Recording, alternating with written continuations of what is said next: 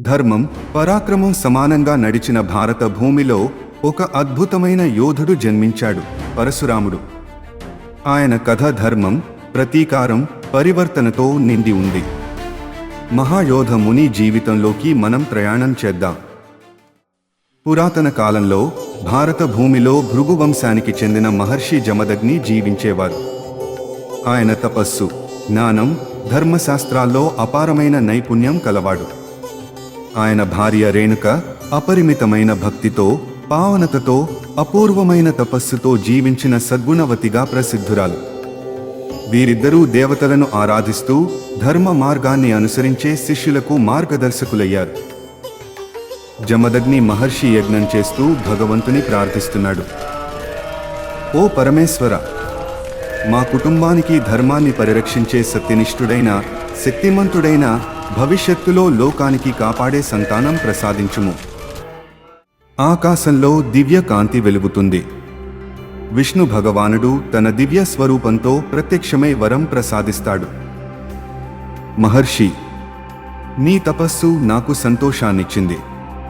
నీ కుమారుడు నా తేజస్సుతో జన్మిస్తాడు. పరశురాముడిగా ప్రసిద్ధి చెంది లోకం నుండి అన్యాయాన్ని నిర్మూలించి ధర్మాన్ని స్థాపించేవాడు.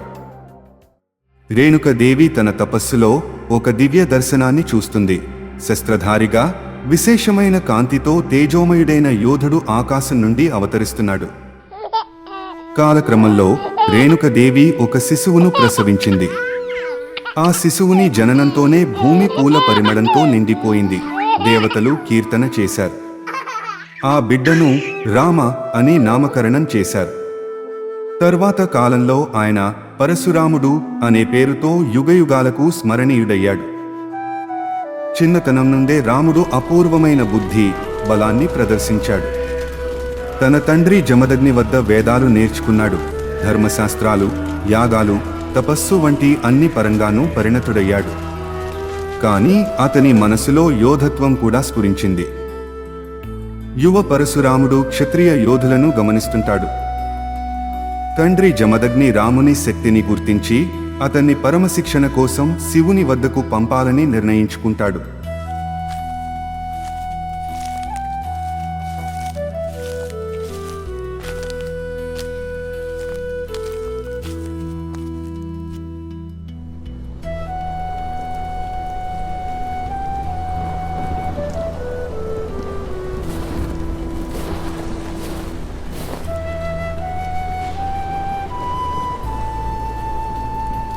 హిమాలయ శిఖరాల్లో పరశురాముడు కైలాస శిఖరాలకు ప్రయాణిస్తుంటాడు.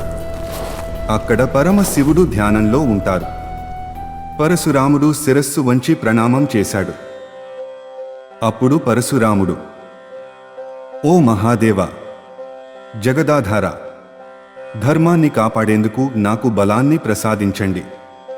మిగులిన అవినీతిని సంహరించడానికి మీ దగ్గర యుద్ధ విద్యను నేర్చుకోవాలని వచ్చాను అని అంటాడు. శివుడు తన నేత్రాలను తెరుస్తాడు. ఆయన దివ్య దృష్టి పరశురాముని పరీక్షిస్తుంది. ఒక్కసారిగా విపరీతమైన తుఫాను ఏర్పడుతుంది.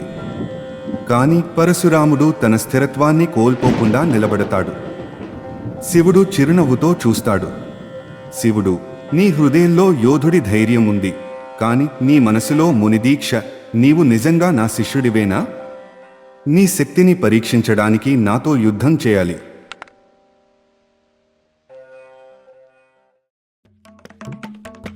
శివుని దాడులను తప్పించుకుంటూ పరశురాముడు పోరాడుతాడు. దివ్య ఆయుధాలను నేర్చుకుంటాడు. శివుని దగ్గర నుండి పరశు అనే దివ్య గొడ్డలిని స్వీకరిస్తాడు.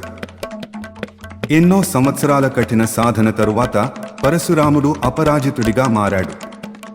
శివుని దివ్య ఆయుధాలను పొంది తన లక్ష్యాన్ని సిద్ధం చేసుకున్నాడు. ఇప్పుడు అతను యోధ ఋషిగా ప్రపంచాన్ని శుద్ధి చేయడానికి సిద్ధంగా ఉన్నాడు. సకల రాజ్యాలను జయించి అపార బలం సంపాదించిన కర్తవీర్య అర్జునుడు తన అహంకారంతో మునిగిపోయి మహర్షి జమదగ్ని ఆశ్రమాన్ని సందర్శించాడు. ఋషి అతిథి ధర్మాన్ని పాటిస్తూ అతనికి మర్యాదగా స్వాగతం పలికారు.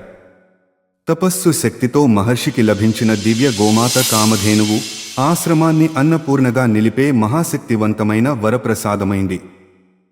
కామధేనువు దివ్య శక్తులను చూసిన కర్తవీర్య అర్జునుడు ఆశతో మునిగిపోయాడు.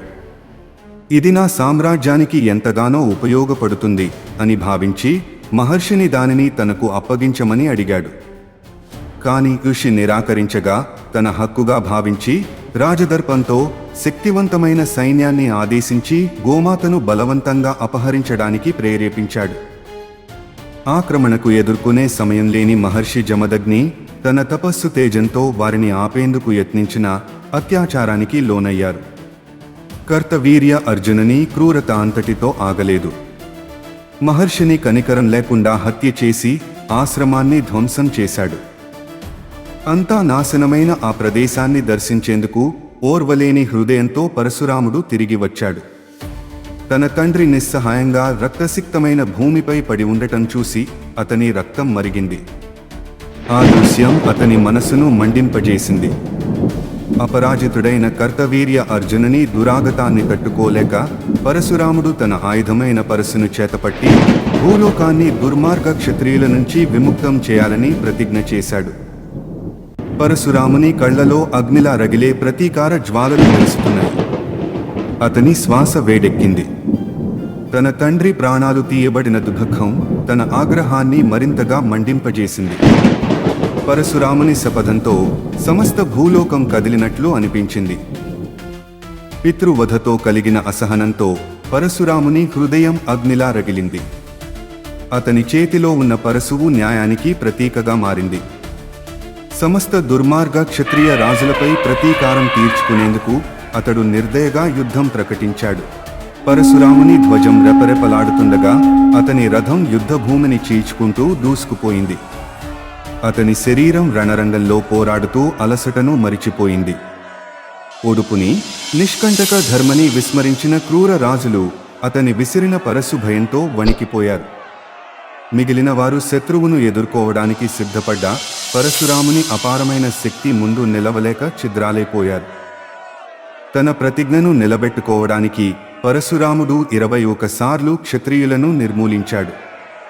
రాజ్యాన్ని రాజ్యం, రాజవంశాన్ని రాజవంశంగా గాలించి అధికార దుర్వినియోగం చేసిన వారిని అంతమొందించాడు. అతని బాణాలు వడివడిగా విసురుకుపోతూ రణరంగాన్ని రక్తసిక్తం చేశాయి. రాజప్రసాదాలు ధ్వంసమయ్యాయి. నేరపరులు శిక్షించబడ్డారు. పరశురాముని శత్రువులు ఒక్కొక్కరిగా కూలిపోతుండగా ధర్మ సిద్ధాంతం మళ్లీ భూమిపై స్థాపించబడింది. చివరికి అతడు భూమాతకు నివాళి అర్పించి అధర్మాన్ని జయించినందుకు తన ప్రతిజ్ఞను సార్థకం చేసుకున్నాడు. త్రేతాయుగంలో సీతా స్వయంవరంలో భగవాన్ రాముడు పరమ పవిత్రమైన శివధనుస్సును ధైర్యంగా విరిచాడు. ఆ శబ్దం అంతటా మార్మోగింది. ఈ ఘటన పరశురాముని కపాలంను కదిలించింది. తన ఆప్త దైవమైన పరమేశ్వరుని ధనుస్సును ఒక సామాన్య రాజకుమారుడు విరిచాడని భావించి పరశురాముడు ఆగ్రహంతో అక్కడికి దూసుకొచ్చాడు. ఆయన దేహమంతా ఉద్రేకంతో దహించుకుపోతున్నట్లు కనిపించింది. ఆయన చేతిలో శ్రీ మహావిష్ణువుకు చెందిన వైష్ణవ ధనుస్సు ఉండేది. పరశురాముడు శ్రీరాముని దగ్గరకు వచ్చి, ఓ రాఘవ, నువ్వు శివధనుస్సును విరచినవాడవు, కానీ నిజమైన పరాక్రమం ఇప్పుడు పరీక్షించాలి. నా వద్ద ఉన్న ఈ వైష్ణవ ధనుస్సును వాడి నా ఎదుట నిపుణతను చూపు అని సవాలు విసిరాడు. శ్రీరాముడు పరశురాముని వినయంతో నమస్కరించి ఆయన ఇచ్చిన ధనుస్సును సునాయాసంగా ఎత్తి అమోఘ బాణాన్ని అందులో ఎక్కించాడు. ఆ సమయంలో పరశురాముడు ఆశ్చర్యానికి గురయ్యాడు. అంతటి మహాద్భుతమైన ధనుస్సును శ్రీరాముడు స్వల్ప ప్రయత్నంలోనే ఎత్తిన తీరు చూసి ఆయన హృదయంలో ఒక అంతర్మథనం జరిగింది. అప్పుడు పరశురాముడికి గ్రహిక వచ్చింది. శ్రీరాముడు సామాన్య మానవుడు కాదు. ఈ వైష్ణవ ధనుస్సును ఈ విధంగా సునాయాసంగా ఎత్తగలిగే శక్తి ఒక్క మహావిష్ణువుకే ఉంటుంది. శ్రీరాముడు స్వయంగా శ్రీ మహావిష్ణువు అవతారం. ఆ సంఘటనతో తన యోధత్వ దారిని విడిచిపెట్టాలని పరశురాముడు నిశ్చయించుకున్నాడు. అహంకారాన్ని తొలగించి శాంతి మార్గాన్ని స్వీకరించాడు. అనేక యుద్ధాలను చేసిన తాను తన కర్తవ్యాన్ని పూర్తి చేసుకున్నానని తెలుసుకుని తపస్సు జీవితం చేపట్టాడు.